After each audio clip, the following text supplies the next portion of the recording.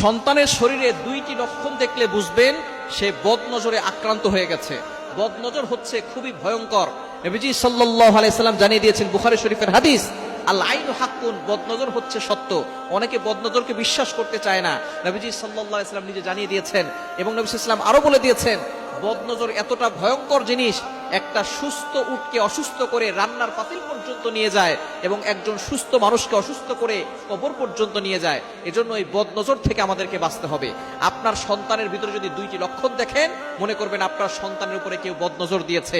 অনেক সময় আমরা সন্তানকে খালি গায়ে রাখি, অনেক সময় মানুষকে দেখাতে নিয়ে যাই, সুন্দর সুন্দর পোশাক পরিয়ে ফেসবুকে ছবি দেই, ছবিতে কিন্তু বদনজর লাগতে পারে।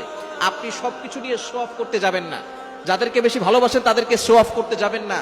হাজবেন্ডের ছবি আপনি ফেসবুকে দিচ্ছেন, স্ত্রীর ছবি ফেসবুকে দিচ্ছেন, সন্তানের ছবি ফেসবুকে দিচ্ছেন, কন্যা সন্তানের ছবি ফেসবুকে দিচ্ছেন।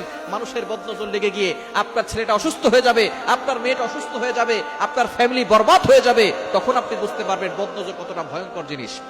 এজন্য বদনজর থেকে বাঁচতে হবে। যদি আপনার সন্তানের শরীরে দুইটি লক্ষণ দেখেন, বুঝবেন তার শরীরে বদনজর লেগে আছে। এক নাম্বার হচ্ছে, আপনি আপনার সন্তানকে খাওয়াচ্ছেন, সে খাবার খাচ্ছে, তারপরও সে শুকিয়ে যাচ্ছে, দিন দিন চেহারা নষ্ট হয়ে যাচ্ছে, দিন দিন শুকিয়ে যাচ্ছে।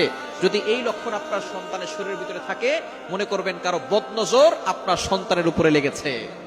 তখন কি করবেন আমি বলে দিচ্ছি।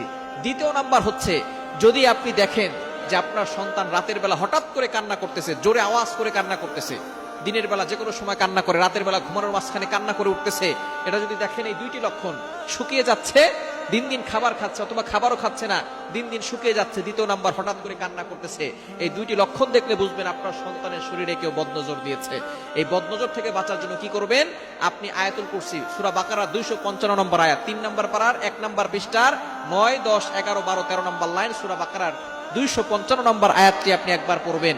এরপরে আপনি সূরা কাফিরুন একবার, সূরা ইখলাস একবার, সূরা ফালাক একবার, সূরা নাস একবার পড়ে আপনার সন্তানকে ফু দিয়ে দিবেন।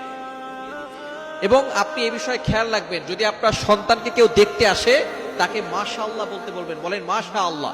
যদি মাশাআল্লাহ না বলে, বলে যে খুব সুন্দর, ভালোই তো স্বাস্থ্য হয়েছে, এই ধরনের কথা বদনজর লেগে যেতে পারে। আপনার ঘরের ভিতরে কিছু লোক আছে যারা বলবে সন্তান তো ভালোই স্বাস্থ্যবান হয়েছে, খাওয়া দাওয়া তো ভালোই করতেছে, এই ধরনের কথায় দেখবেন বদনজর লেগে যায়। আস্তে আস্তে দেখবেন সন্তান খাওয়া দাওয়া বন্ধ করে দিছে, সন্তান শুকিয়ে যাচ্ছে। সুতরাং যেই আপনার সন্তানের প্রশংসা করবে, বলবেন মাশাআল্লাহ বলেন।